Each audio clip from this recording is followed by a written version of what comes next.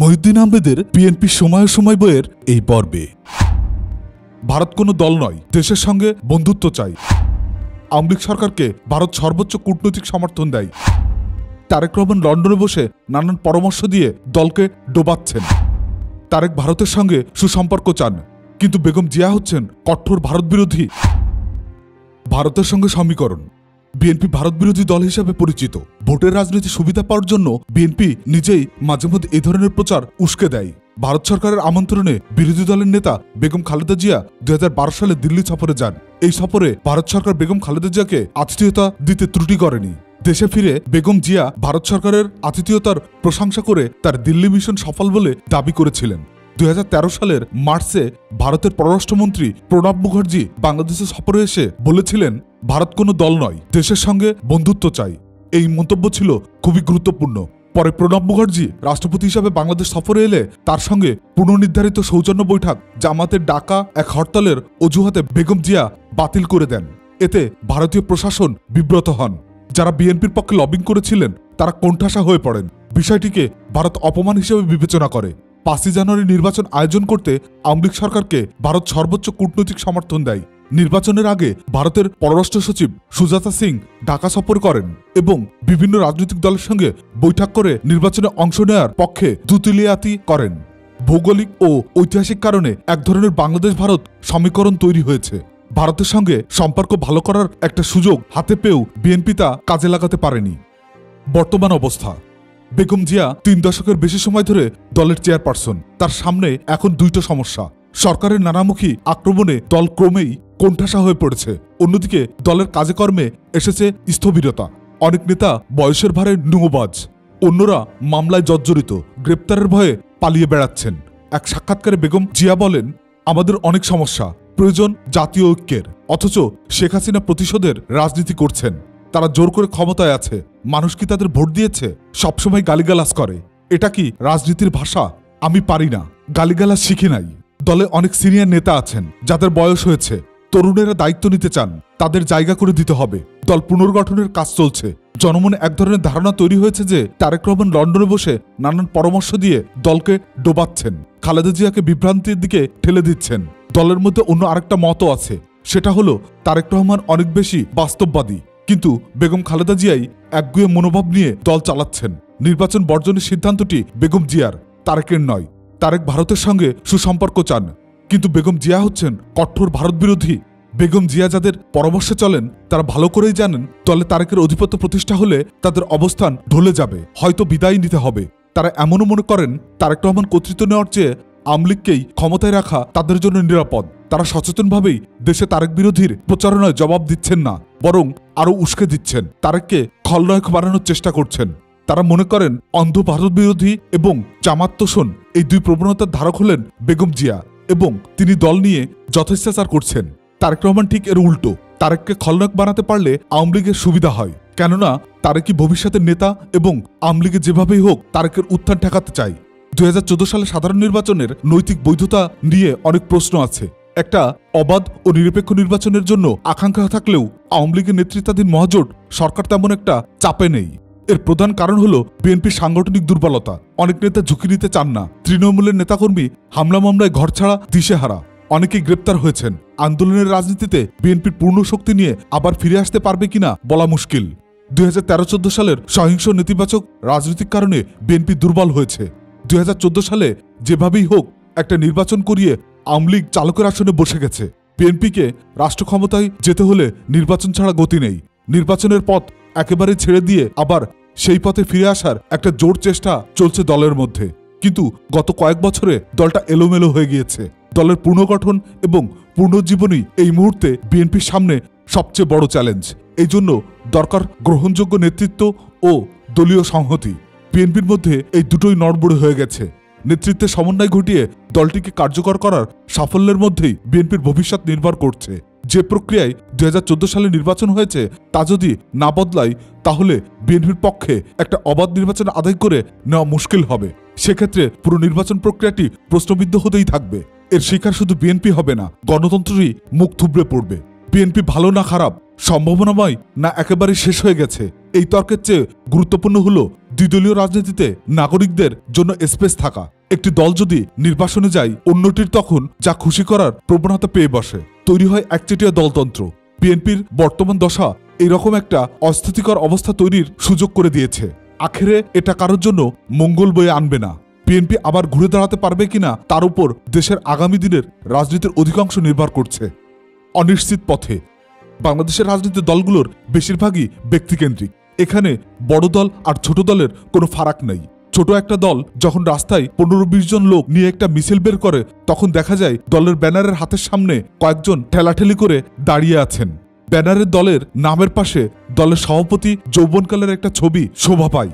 এর অর্থ একটাই, দলটা ওই ব্যক্তির যার ছবি ব্যানারে উকি দিচ্ছে। এখানে দলের মালিকানা নির্ভর করে সাধারণত দলের মধ্যে পদপদবি, চাঁদা তোলা ও দলের দপ্তর চালানোর আর্থিক ক্ষমতা, দলের ক্যাডারদের মাঝে মধ্যে মাসোহারা দেওয়ার ব্যবস্থা এবং রাষ্ট্রের গুরুত্বপূর্ণ ব্যক্তিদের সঙ্গে যোগাযোগের দক্ষতার উপর। দল ভেঙে গেলে সচরাচর দলের নাম বদলায় না। ভগ্নাংশের পাশে বন্ধনীতে দলের প্রধান কর্তার নামটি থাকে, যেমন বিএনপির নীলু, জাসদ ইনু, জেপি মঞ্জুর ইত্যাদি। কয়েকজন ব্যক্তিকে নিয়ে দীর্ঘস্থায়ী প্রক্রিয়ার মধ্যে দিয়ে একটি রাজনৈতিক দল গড়ে উঠবে, এটা একটি সনাতনী ধারণা। বাস্তবে তেমনটা আর ঘটে না। বিএনপি শুরু হয়েছিল বাংলাদেশের সেনাপ্রধান জিয়াউর রহমানের চিন্তায় ও উদ্যোগে। তার সঙ্গে সামিল হয়েছে কয়েকজন সামরিক ও অসামরিক ব্যক্তি। বাংলাদেশ জাতীয়তাবাদী দল বা বিএনপির আনুষ্ঠানিকভাবে 1978 সালে যাত্রা শুরু করলেও এর সাংগঠনিক কাঠামো তৈরি হয় 1979 সালের 1 সেপ্টেম্বরে একটা স্থায়ী কমিটির গঠনের মধ্য দিয়ে। প্রথম স্থায়ী কমিটির সদস্যরা সবাই ছিলেন হ্যান্ডপিকার্ড, অর্থাৎ স্বয়ং জিয়াউর রহমান কর্তৃক নিযুক্ত। জিয়া দলের চেয়ারম্যান থাকলেও মহাসচিব করা হলো বদরুজ্জামান চৌধুরীকে। 1981 সালের 30 মে জিয়া নিহত হলে দলের চেয়ারম্যানের দায়িত্ব পান বিচারপতি আব্দুল সাত্তার। 1984 সালে 10 মে বেগম খালেদা জিয়া বিএনপি চেয়ারপারসন নিযুক্ত হন। বিচারপতি সাত্তার লোকচক্ষুর আড়ালে চলে যান। তারপর খালেদা জিয়া কর্নেল মোস্তাফিজুর রহমানকে দলের মহাসচিব নিযুক্ত করেন। এরপর 1986 সালে মহাসচিব হিসাবে দায়িত্ব পান আওয়ামী লীগের দলছুট নেতা কে এম ওবায়দুর রহমান। দলাদলি ও দল ভাঙার ষড়যন্ত্রের অভিযোগে 1988 সালে তাকে বিএনপি থেকে বহিষ্কার করা হয়েছিল। এরপর মহাসচিবের দায়িত্ব দেওয়া হয় আব্দুল সালাম তালুকদারকে। আব্দুল সালাম তালুকদারের সাংগঠনিক নৈপুণ্যতা বিএনপি 1991 সালে জাতীয় সংসদ নির্বাচনে সকল জল্পনা কল্পনা ভুল প্রমাণ করে জিতে যায়। 1996 সালে নির্বাচনে বিএনপি হেরে গেলে সালাম তালুকদারকে সরিয়ে আব্দুল মান্নান ভূঁইয়াকে দলের ভারপ্রাপ্ত মহাসচিব নির্বাচিত করা হয়। কিছুদিনের মধ্যেই তিনি ভারমুক্ত হয়ে পুরোপুরি মহাসচিব বনে যান এবং 2001 সালে নির্বাচনী বৈতরণী পার হতে দলকে সাহায্য করেন। ভবিষ্যতে দলের হাল কে ধরবেন তার আগাম চিন্তা বিএনপিতে ছিল। বেগম খালেদা জিয়া এগোচ্ছিল সনাতনী ফর্মুলা অনুযায়ী। 2002 সালের জুন মাসে বিএনপিতে একটা পরিবর্তন আসে, যার প্রভাব ছিল সুদূর প্রসারী। বেগম খালেদা জিয়ার বড় ছেলে তারেক রহমান দলের যুগ্ম মহাসচিব নিযুক্ত হন, কিন্তু এটা হঠাৎ করে হয়নি। তারেককে দলে ঢোকানোর আয়োজন চলছিল অনেকদিন ধরেই। 1993 সালে তিনি বগুড়া জেলার গাবতলী উপজেলা বিএনপির প্রাথমিক সদস্য হন। একই বছর তাকে বগুড়া বিএনপি জেলা কার্যনির্বাহী কমিটির সদস্য নির্বাচন করা হয়। দলের কেন্দ্রীয় কমিটির যুগ্ম মহাসচিব নির্বাচিত হয়েই তারেক গোপালগঞ্জের টুঙ্গিপাড়ায় যান এবং দলের পক্ষ থেকে বঙ্গবন্ধু শেখ মুজিবের সমাধিতে উপস্থিত হয়ে শ্রদ্ধা জানান। কমিটির যুগ্ম মহাসচিব নিযুক্ত হন। কিছুদিন পরেই সিনিয়র যুগ্ম মহাসচিবের পদ তৈরি করে তাকে সেই পদে বসানো হয়। দলের নেতাদের ক্রম অনুযায়ী তার স্থান অনেক নিচে হলেও তিনিই হয়ে ওঠেন দলের মুখ্য কাণ্ডারি। এটা পরিষ্কার বোঝা যাচ্ছিল দল পরিবারতন্ত্রকে গ্রহণ করছে এবং তরুণ প্রজন্মের প্রতিনিধি হিসাবে তারেক রহমান আগামী দিনগুলোতে দলের নেতৃত্ব দেবেন। এমন একটা পূর্বাভাস বেশ যত্নের সঙ্গেই ছড়িয়ে দেওয়া হয়। তারেকের আশেপাশে জুটে যায় বিএনপির একদল তরুণ তুর্কি। তারেক দলের মধ্যে আরেকটা বলয় বানানোর চেষ্টায় বেশ সফল হন। এক্ষেত্রে অবশ্য মায়ের প্রশ্রয় কাজ করেছিল। এছাড়া মেরুদণ্ড সোজা করে দাঁড়ানোর বা কথা বলার মতো লোক বিএনপির নেতৃত্বের মধ্যে ছিল না। বিএনপির প্রতি কারো বিশ্বাস ভালোবাসা ছিল না। সুতরাং তারেকের উত্থান নিয়ে প্রশ্ন তুলতে গিয়ে দলের চাকরি হারানোর ঝুঁকি প্রবীণ নেতারা কেউ নিতে চাননি। তারেকও বেশ করিতকর্ম ছিলেন। তিনি জেলায় জেলায় ঘুরে দলের তরুণদের সঙ্গে সভা সংলাপ করলেন। বিএনপিতে মাঠ পর্যায়ে এই ধরনের সংলাপের প্রতিক্রিয়া ছিল একবারেই নতুন। সুতরাং অল্প কয়েকদিনের মধ্যেই তারেক রহমান দলের যুব সম্প্রদায়ের মাথার মণি হয়ে গেলেন। 2007 সালের 11 জানুয়ারি দাবার গুটি উল্টে গেল। দেশে জারি হলো জরুরি অবস্থা। সেনা সমর্থিত তত্ত্বাবধায়ক সরকার দেশ চালালো 2 বছর। বেগম খালেদা জিয়া এবং শেখ হাসিনা গ্রেপ্তার হলেন। তবে তাদের ভিআইপি মর্যাদায় গৃহবন্দী করে রাখা হলো সংসদ ভবন চত্বরে। পরে তারা ছাড়াও পেলেন। তারেক নির্যাতনের শিকার হলেন এবং দেশ ত্যাগ করে লন্ডনে নির্বাসিত জীবন বেছে নিতে বাধ্য হলেন। দলের বিরুদ্ধে ষড়যন্ত্রের অভিযোগে মহাসচিব আব্দুল মান্নান ভূঁইয়াকে 2007 সালে বিএনপি থেকে বের করে দেওয়া হয়। খন্দকার দেলোয়ার হোসেন ভারপ্রাপ্ত মহাসচিব হিসাবে চালিয়ে যেতে থাকেন। 2009 সালের 8 ডিসেম্বর দলের পঞ্চম কাউন্সিল সভায় খন্দকার দেলোয়ার হোসেনকে দলের পূর্ণ মহাসচিব নিযুক্ত করা হয়। এই সভায় সিনিয়র ভাইস চেয়ারম্যানের নতুন একটা পদ তৈরি করে তারেক রহমানকে এই পদে নির্বাচন করা হয়। দলের গঠনতন্ত্র এবং আচরণবিধি অনুযায়ী দলের চেয়ারপারসন বেগম খালেদা জিয়ার পরেই সবচেয়ে গুরুত্বপূর্ণ পদের অধিকারী এখন senior vice chairman Tarique Rahman. Tarek রহমানই দলের অনেক গুরুত্বপূর্ণ বিষয়ে সিদ্ধান্ত দিতে থাকেন। অনেকের ধারণা 2014 সালের 5 জানুয়ারিতে অনুষ্ঠিত জাতীয় সংসদ নির্বাচন বয়কট করার যে সিদ্ধান্ত বিএনপি নিয়েছিল তা তারেক রহমানের ইচ্ছা অনুযায়ী হয়েছিল। বিএনপির মহাসচিব খন্দকার দেলোয়ার হোসেন 2011 সালে মৃত্যুবরণ করলে মির্জা ফখরুল ইসলাম আলমগীর দলের ভারপ্রাপ্ত মহাসচিব নিযুক্ত হন। বিএনপি দলটি বেশ বড়। এই দলের জাতীয় কার্যনির্বাহী কমিটিতে আছেন 351 জন। 2010 সালে স্থায়ী কমিটির নতুন করে তৈরি হয়। এটাই দলের সর্বোচ্চ পর্যায়ের নীতি নির্ধারণী ফর্ম। এই কমিটিতে চেয়ারপারসন ছাড়াও অন্যদের মধ্যে ছিলেন আর.এ. গনি, খন্দকার মোশাররফ হোসেন, মওদুদ আহমেদ, এম শামসুল ইসলাম, আসাম ও হান্নান শাহ, এ.কে.এম. আনোয়ার, বেগম সরোয়ারি রহমান, জমির উদ্দিন সরকার, রফিকুল ইসলাম মিয়া, মির্জা আব্বাস, গয়েশ্বরচন্দ্র রায়, মঈন খান, নজরুল ইসলাম খান, সালাউদ্দিন কাদের চৌধুরী এবং তারেক রহমান। মহাসচিব পদাধিকার বলে স্থায়ী কমিটির সদস্য। 1971 সালে সংঘটিত মানবাধিকার বিরোধী অপরাধের অভিযোগে সালাউদ্দিন কাদের চৌধুরী মৃত্যুদণ্ডে দণ্ডিত হন। আর.এ. গনি সম্প্রতি প্রয়াত হয়েছেন। দলের কেন্দ্রীয় নির্বাহী কমিটির অন্যান্যের মধ্যে senior vice chairman Tarique Rahman ছাড়াও আরও 17 জন ভাইস চেয়ারম্যান আছেন। এছাড়া যুগ্ম মহাসচিব আছেন 7 জন। মির্জা ফখরুল ইসলাম ভারপ্রাপ্ত মহাসচিবের দায়িত্বে আছেন। এছাড়া চেয়ারপারসনের 35 জন উপদেষ্টা আছেন। এদের সবাইকে নিয়ে একসঙ্গে সভা করার সময় ও স্থান পাওয়া যায় না। সম্ভবত এর প্রয়োজনও কেউ অনুভব করেন না। দলের সিদ্ধান্ত আসে চেয়ারপারসন বা সিনিয়র ভাইস চেয়ারম্যানের কাছ থেকেই। বিএনপির বিধিবদ্ধ 9টি অঙ্গ সংগঠন আছে। এর মধ্যে আছে মুক্তিযোদ্ধা দল, যুবদল, মহিলা দল, সামাজিক সাংস্কৃতিক সংস্থা, কৃষক দল, স্বেচ্ছাসেবক দল, তাঁতি দল, ওলামা দল এবং মৎস্যজীবী দল। প্রতিটি অঙ্গ সংগঠনের আগে জাতীয়তাবাদী শব্দটি আছে। এছাড়া সহযোগী সংগঠন হিসাবে আছে জাতীয়তাবাদী ছাত্রদল এবং জাতীয়তাবাদী শ্রমিক দল। এই দুটো সংগঠনে তাদের নিজস্ব গঠনতন্ত্রের অনুযায়ী চলে। তবে সব অঙ্গ ও সহযোগী সংগঠনের সুপ্রিম কমান্ডার হলেন বিএনপি চেয়ারপারসন বেগম খালেদা জিয়া। তিনিই সভা ডাকেন, কমিটি ভাঙেন, কমিটি বানান। 2014 সালের 5 জানুয়ারি নির্বাচনের পর দলটি নতুন করে সংকটে পড়ে। দলের মধ্যে সন্দেহ, অবিশ্বাস, কোন্দল এবং ঝগড়াঝাটি লেগেই আছে। এ অবস্থায় দলটি আবারও কোমর সোজা করে উঠে দাঁড়াতে পারবেন কিনা তা নিয়ে সন্দেহ তৈরি হয়েছে। 1978 সাল থেকে 2015 সাল বিএনপির বয়স এখন 37। জিয়াউর রহমানের উত্থানের সময়টুকু বিবেচনা করলে এর বয়স দাঁড়াবে 40। এতদিন একটা রাজনৈতিক দলের টিকে যাওয়ার কথা। কোটি টাকার প্রশ্ন হলো, বিএনপি কি টিকে থাকবে? জিয়া বিএনপি তৈরি করেছিলেন ক্ষমতার কেন্দ্রে থেকে। ওই সময় যারা বিএনপিতে যোগ দিয়েছিলেন তারা যে বিএনপির আদর্শের প্রেমে হাবুডুবু খাচ্ছিলেন তা হয়তো বলা যাবে না। প্রাপ্তিযোগ্যের ব্যাপারটা গুরুত্বপূর্ণ ভূমিকা পালন করেছিল, সন্দেহ নেই। তবে আদর্শের ব্যাপারটা যে একেবারেই ছিল না তা নয়। যারা আওয়ামী লীগ বা কমিউনিস্টের রাজনীতি পছন্দ করেন না তাদের তো একটা অবলম্বন দরকার।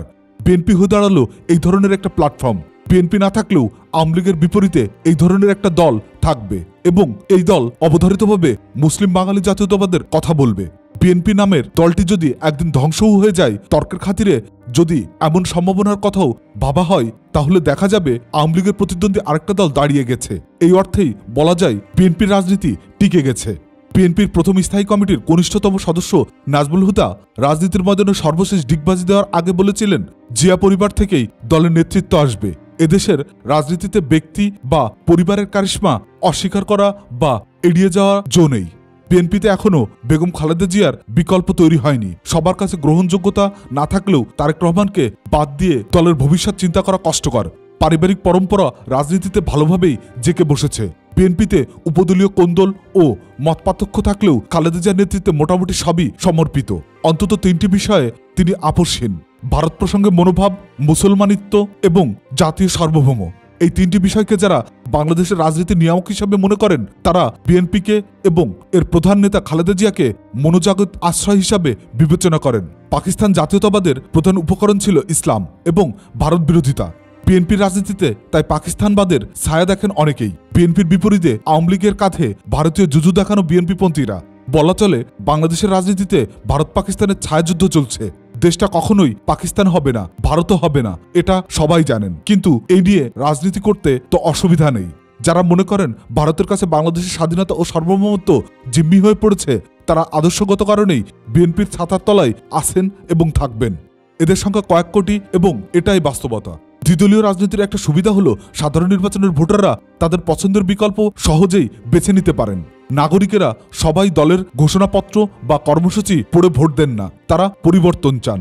দেখা গেছে যতদিন এদেশের তত্ত্বাবধায়ক সরকারের অধীনে নির্বাচন হয়েছে, ততদিন নাগরিকেরা তাদের স্বাচ্ছন্দ্য ও পছন্দ মতো এক দলকে হটিয়ে অন্য দলকে সুযোগ করে দিয়েছেন। এটুকু গণতন্ত্র অন্তত এদেশে চর্চা করা গেছে। আওয়ামী লীগ এবং বিএনপি সবচেয়ে বড় দল। অন্য দলগুলো উপগ্রহের মতো এদের কক্ষপথে ঘোরাফেরা করে। আওয়ামী লীগ এবং বিএনপি পরস্পরের বিরুদ্ধে শুধু কর্মসূচিই দেয় না, তারা গালাগালি, খিস্তি, চরিত্রহনন কোনোটাই বাদ দেয় না। তারা মনে করে প্রতিপক্ষকে গালি দিয়ে বুঝি তাদের ভোট বাড়বে। দেশে আওয়ামী লীগ ও বিএনপির অর্থনীতির দুয়োপলি তত্ত্বের সঙ্গে তুলনা করা চলে। অর্থাৎ একদল কি ভাবছে, কি করছে তা দেখে অন্য দলটি তার কৌশল ঠিক করে। এ যত গাল দেয় ও দেয় তার চেয়ে বেশি। একদলের সরকার যদি প্রতিপক্ষের 10 জনকে পেটায়, অন্য দলটি তাদের সুযোগ মতো হয়তো পেটায় 20 জন। অভিযোগ করলেই তাদের ঠোঁটের আগায় জবাব তৈরি করাই আছে। ওরা তো ওদের সময় হেন করেছিল, ত্যান করেছিল। কাজটা যে খারাপ তাকেও স্বীকার করে না, খারাপ কাজটাই অনুসরণের চেষ্টা করে। রাজনৈতিক দলগুলোর মধ্যে হয়তোবা কিছু সুবাতাস বইত, কিন্তু সে সুযোগ প্রায় নষ্ট করে দিয়েছে এদেশের সুশীল সমাজের একটি অংশ। আরো বড় দুই দলের কক্ষপথে অবিরাম ঘুরছে এবং নগর প্রাপ্তের আশা নিজ নিজ পছন্দের দলের প্রতি অনুগত দেখাতে গিয়ে চাটুকারিতার উদাহরণ তৈরি করছে। ব্যাগের ছাতার মতো বুদ্ধিজীবীদের দোকানপাট তৈরি হচ্ছে। বঙ্গবন্ধু পরিষদ, জিয়া পরিষদ, মুক্তিযোদ্ধা প্রজন্ম লীগ, মুক্তিযোদ্ধা প্রজন্ম দল, শতনাগরিক, সহস্র নাগরিক, সাদা দল, নীল দল ইত্যাদি। ক্ষমতার পালাবদলের সঙ্গে সঙ্গে কিছু সুবিধাবাদী বুদ্ধিজীবীরাও দলবদল হয়। একদল অপেক্ষায় থাকে কখন তাদের পছন্দের দল ক্ষমতায় আসবে। তারা এই জন্য বিনিয়োগও করে শ্রম ও বুদ্ধি দিয়ে।